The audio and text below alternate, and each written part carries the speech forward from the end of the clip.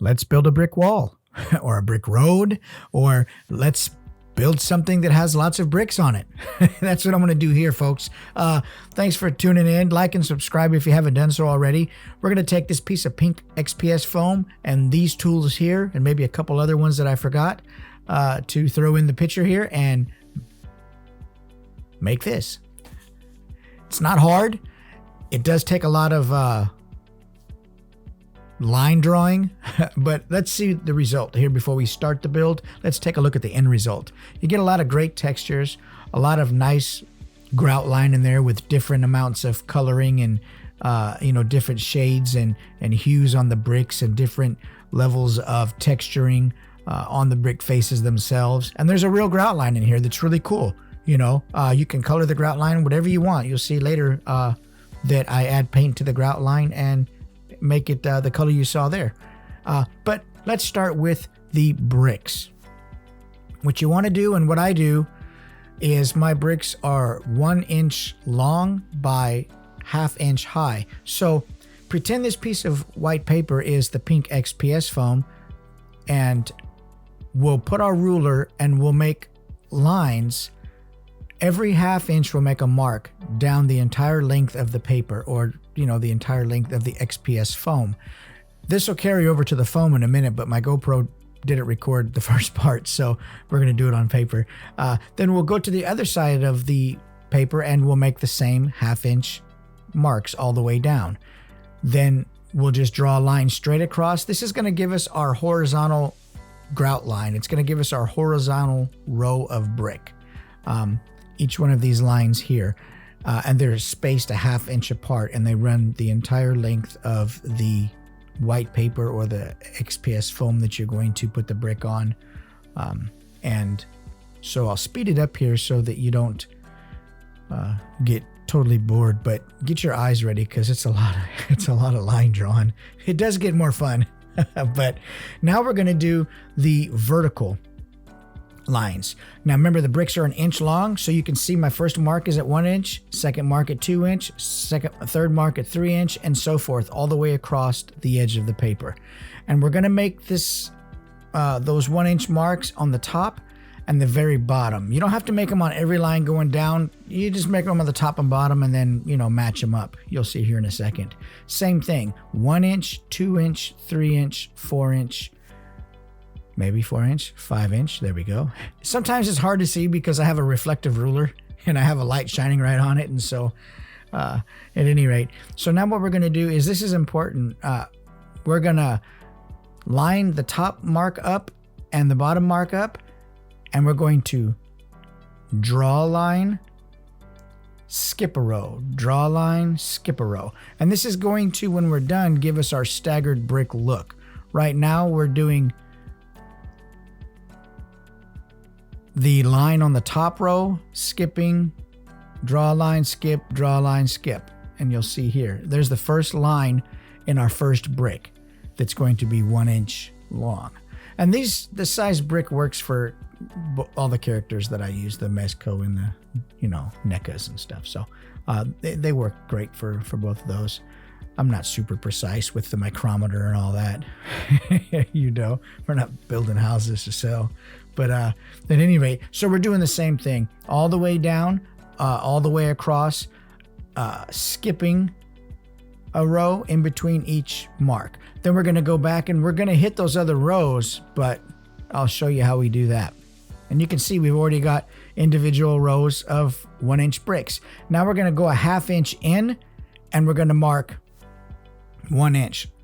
And we're going to do the same thing at the bottom. And this is going to give us our staggered brick look. We go a 1/2 inch in because the brick is 1 inch long. So the 1/2 inch mark puts the beginning of the next row of bricks into the middle of each of the other rows. So it looks nice. It's a nice staggered look. Same thing. Skip a line, draw a line, skip a line, draw a line, and occasionally take a peek to make sure you're on the right line. But anyway, your eyes do get a little bit wonky with this, but you know what, when you do a good starting base like this, and you get it right, and you get the lines that just carries over into a great looking wall. You can damage the lines up later on with different tools and mark them up, but it's best to start with, you know, a nice solid brick. So here the GoPro kicked in and I'm on the foam piece, and you can see I'm doing the same thing. I'm just using a different ruler here, a little heavier ruler, because I'm using a longer piece you know, of material to put the brick on. The foam or the paper, I could use just a ruler. This here is much longer. This is 12 by 24. So here comes the fun part. After you get all of the lines drawn in, I'm going to take a wood burning tool here with a medium tip on there, and I'm going to get a piece of practice foam, and I'm going to make sure what I'm looking for is that my temperature is high enough to melt the foam, but low enough so that it doesn't make this huge gaping hole in the foam. So I'm trying to combine a low temperature of the wood burning tool with a nice, even, consistent hand pressure. And that's going to give me the kind of line that I want. So we're going to put this up against the metal ruler, and we're going to make one nice, even, consistent pass. We're not going to be like varying our hand speed in between the, you know, as I pull. We're just going to do a nice, even pull and come out the other side. And it should give you a nice line that is a consistent thickness all the way across. One other cool thing about using this method is when the foam cools after the wood burning tool passes through it, it leaves a crispy little edge on there. And if you've done brick walls before where you draw your lines with the pen, and then you score them with the X-Acto knife, and then you drag the pen back through the line to open the hole up, this here gives you a nice line in one pass with a really hard edge, and it really grabs the grout line, the acrylic base that we're going to put in there later to make the grout line. It really just grabs that and makes a really nice looking textured line, and you just can't do this any other way. It looks great. So for the sake of time and going cuckoo, I don't want you guys to have to watch you know, in real time, so I'm gonna speed this up, and we're just going to drag through each line horizontal all the way down, consistent, even passes. Now sometimes you're going to mess up and you're going to make, you know, you don't want to make it crooked. Like, make sure your line is, you know, you're going through one line and your ruler isn't crooked on one end and you're going through the other one, because then it's jacked. But you might make, you know, a little deeper part in one line than another, or you might, you know, do something like that. The tip might touch another brick. No big deal. That's just going to add later to the texture and the unique properties of the wall. But you want to make sure that your line on one end of the ruler is the same line on the other end of the ruler. You don't want to drag through a crooked line, because then you're just going to have to start over. Or put some bushes on it so nobody can see it. Just put some foliage on there and you know, whatever. Try to hide it. But at any rate, this is a great texture, a great way to create texture in a brick wall. You can create the grout lines with this, the bricks, or you can create textures. This is a great tool, and I'll link it in the description of the video for those of you that shop on Amazon. I bought this on Amazon. It's a great tool. It's like $20, and it's served me well for this exact purpose right here. This is a great tool also for, you know, like making little headstones, little graveyard stones, and wood texture, and it's just a great tool for creating textures in foam. I know it's a wood burning tool, but it comes with little tips also that you can interchange to create different effects in the wood, but at a lower temperature. It works great in foam for creating little random textures and stuff. There we are. Look at that. A whole board of brick. And it's really nice looking. We're going to move on to texturing this here. And I use a couple different ways, a couple different tools to texture this. One is just aluminum foil that I just really smash and pull and roll and twist and push with at all different angles, you know. Just go crazy with it. Live dangerous. Get the texture in there any way you can with that aluminum foil. And I also do use some like lava rock and stuff like that to create other textures. The more texture, the better. When you think about the pressure that you use for making this texture in the foam, don't be scared to go too heavy, because what happens is if it looks really good right now and you're like, oh man, that looks really great, and later you go to paint it and you might lose a little bit of that texture, it's just better just to go a little heavy with it. It's not going to be wasted than to look back and say, man, I should have added more. Just go for it. My hand looks like a dot matrix printer. Who remembers dot matrix printers? That's what it looks like right there. Oh, man. But I get all the corners and the edges. Roll the ball all kind of different ways. Twist it, push it. Like I say, just work it. Work all that texture into that piece of foam. It's just a matter of how much you want and what you think, looks pleasing to you.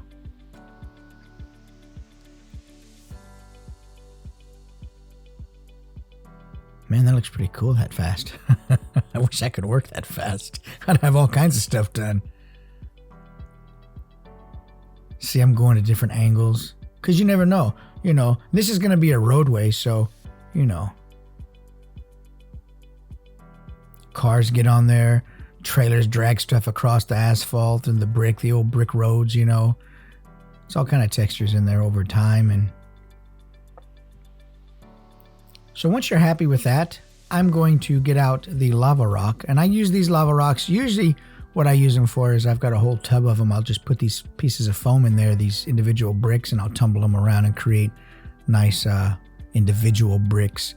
Like if you saw the mausoleum build, just like in that build there where I texture each individual brick by tumbling them in a jar with these lava rocks. But here I just go through and push random spots and create patches of distressed areas on this panel. Roll it, drag it, use different ends of the rock. There's no right way or wrong way to do it, just as long as you get your texture in there and it's deep enough. Okay, on to something more fun. This is create acrylic paste, and what it is, it's almost like a sheetrock mud, but it's not. It's a lot less messier than that. But what I'm going to do is take some out, put it on this dollar store plate, and I'm going to make my grout lines. I'm going to add the paint to the grout line now for the color that I want. Like if you want like a greenish, mildewy looking grout line, you just add some green to it. Whatever color you want your grout line to be, you can just mix your paint into the grout line, into the acrylic medium paste here. And that's what I'm doing. And also, you can't put this back in the jar once you've added the paint to it. So it's better to make a small batch. And if you find that you need more, make some more. You don't want to waste it. And all I'm doing is adding some black in here to make it kind of gray. What I don't want is an aged, distressed brick road with bright white grout lines. That just doesn't go. But whatever color you choose to make your grout lines, make sure you add the paint before you lay the grout line. You can't do it later. Once the grout line is laid inside the brick wall, you can't change the color of it. It's just not really possible. So do it before you lay the acrylic medium paste over the brick panel, like we're going to do here in just a minute. I'll add a little green here too, it might not even have made any difference, but it made me feel better. So.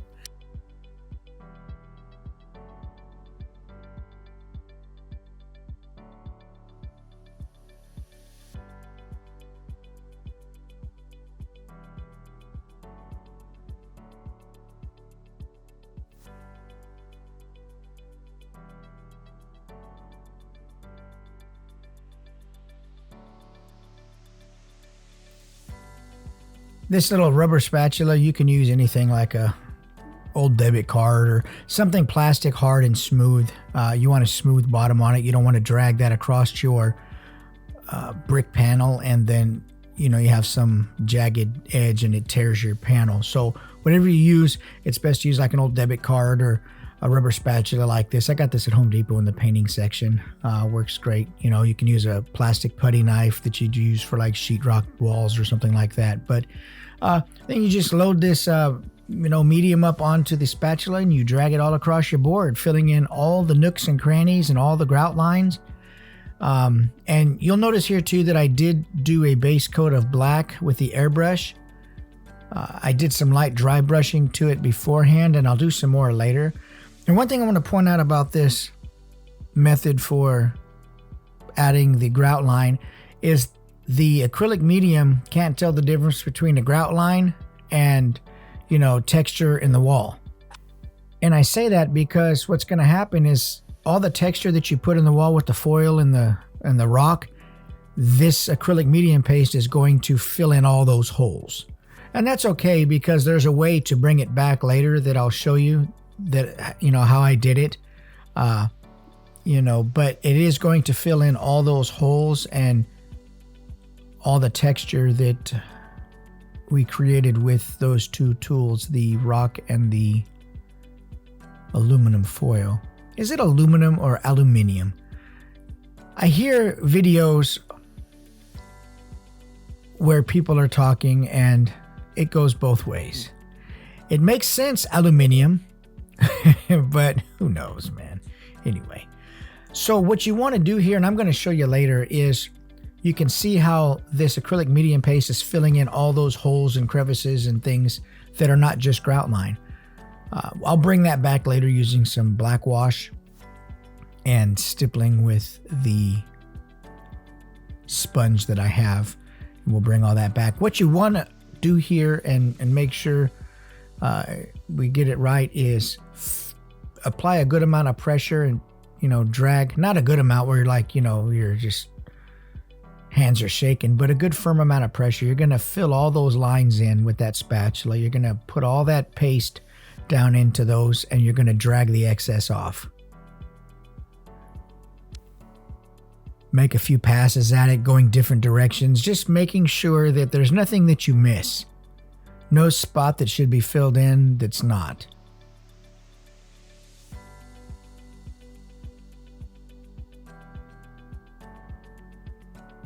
And if you do decide to paint this before you do the grout lines, this will take some of the paint off. So it's better, you know, to wait to the end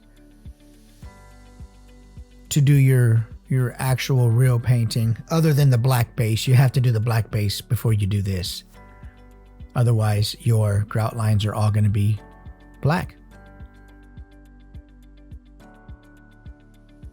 You know, I'm just going a few different directions, but you can see all the holes have been filled in with this paste. We'll get the texture back later.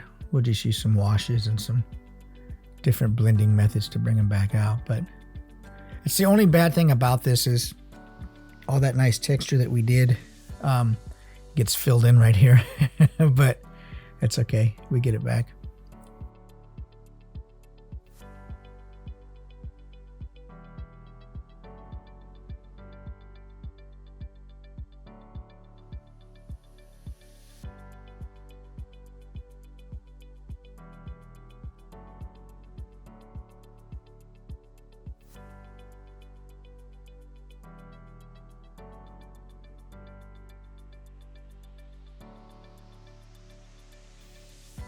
Well, now to the wiping down part. Just get you a microfiber towel or some type of towel that you can damp, wring it out really well so that it's just a little bit damp, and don't really like drag it across the board.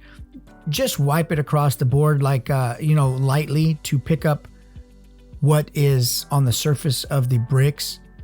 If you push hard, what's going to happen is you're going to start pulling the acrylic medium out of the lines. So don't apply a lot of pressure, and make sure that it's not a wet rag. It's just damp.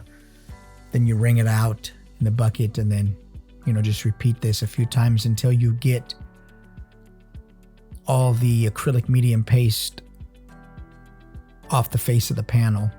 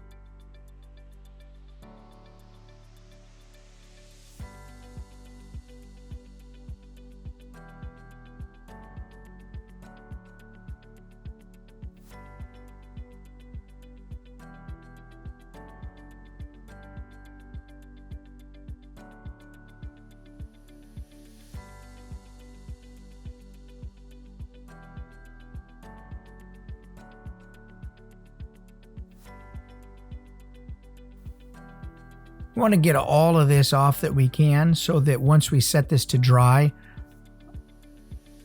that it's going to come out clear and not sort of dull.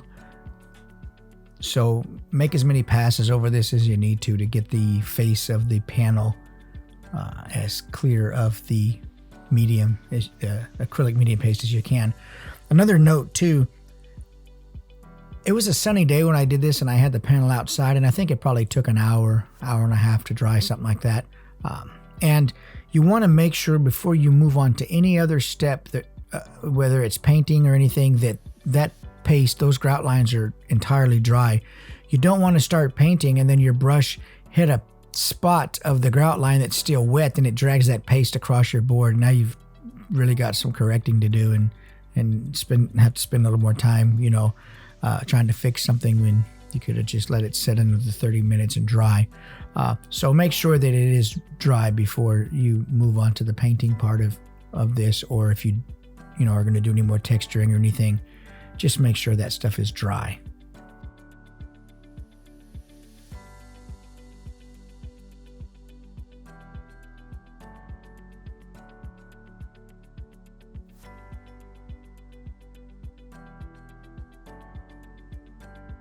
So here I've started to do some dry brushing. You can see where I've brought back a lot of the black by using some black wash, but the edges are really hard and the black areas are really defined. I'm going to show you how I fix that later, but first let's talk about this watery, gluey, goopy thing that I'm making here. And if you watched my mausoleum build, you'll see that this is the same stuff. It's just watered down PVA glue. And I just mix it up, and it allows me to brush it on kind of thin, and it flows between like the grout lines and the cracks and stuff. And then I sprinkle some of that green turf builder to the right of the frame there over the areas of watered down glue that I lay, and it lets the turf builder stick like, moss was growing out of the little grout lines and stuff like that. And this is just a total matter of preference. Wherever you want to dab this stuff on or brush it on or smear it on, have at it. It's all a matter of preference. But when I did look at this, remember I said that the acrylic medium paste covers all the texture, but I'll show you how I bring it back. And that's what I did here with that black. I just took some watered down acrylic paint and I put it on there with a little squirt bottle that I have, and then I dab it around, stippling it with a very porous sponge. And then I'll blend that later also in with some watered down brown wash, and that'll blend those hard edges back into nice soft browns for the brick. And you'll see, well, as you saw in the beginning of the video, you saw the panel as we like zoomed in close on it, you could see that it was all blended really nicely and it looked really good. So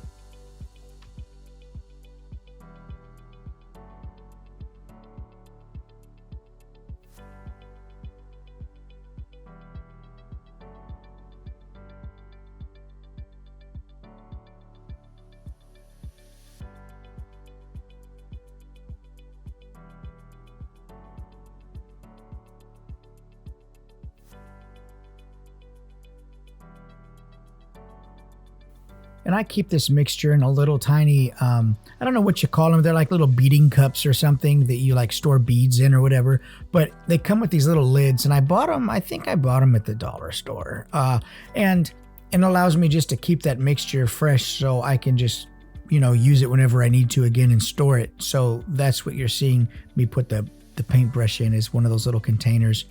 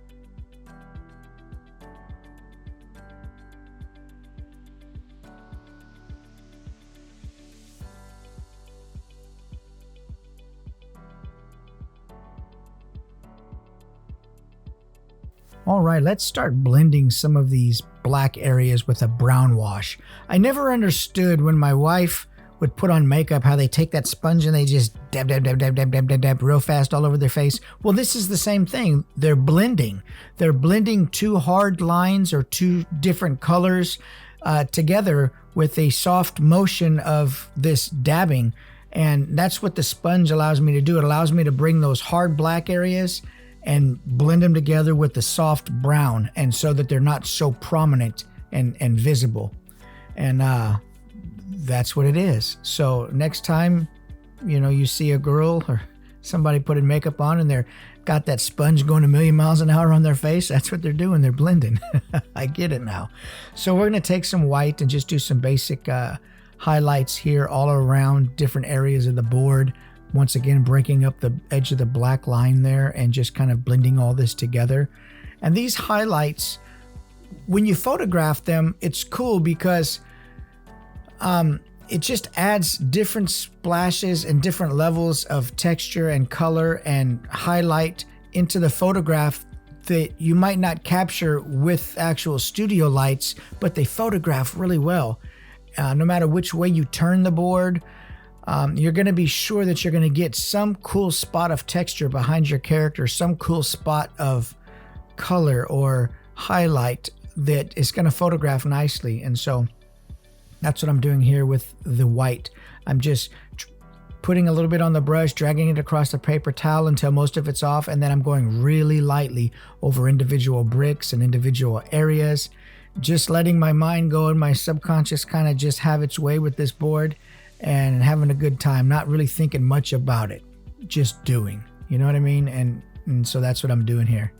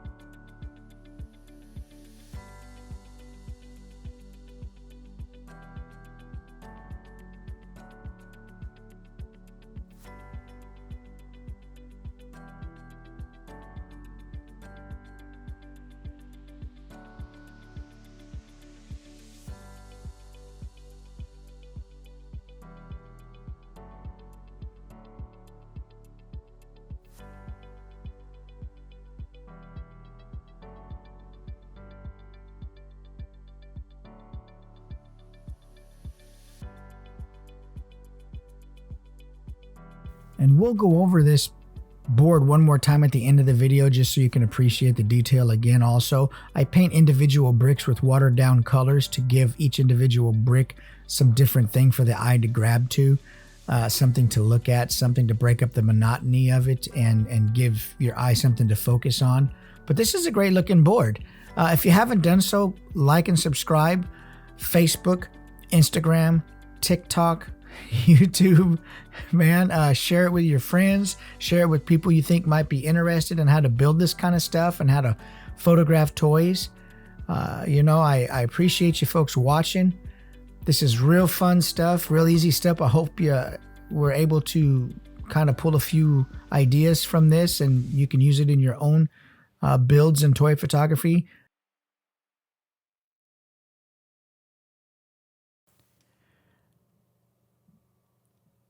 We're going to go over the panel one more time. I'll scroll through it at a larger size so we can kind of check everything out and appreciate one more time all the different levels and how I made some corrections along the way and did some blending, and you'll be able to see the effect of that. So up in the right corner, you can see where I got a little cuckoo with the wood burning tool. Something hit the knob and it turned the temperature up and it did that, but that's okay, man. It just adds to the texture. No big deal. You know, it's not a loss. It just adds to it. And you can see as we pan down with through the image here, all that nice texture and the white highlights and the dry brushing and the different browns and little yellows and greens in there, and how awesome that grout line looks. Some spots it's gray, some spots it's brown. It really looks believable, that grout line does. And it's, you know, it's not hard to do. Just make sure you paint it before you put it into the crevices of your panel. That little green turf builder really adds another layer of realism to the piece. Lots of great texture in there.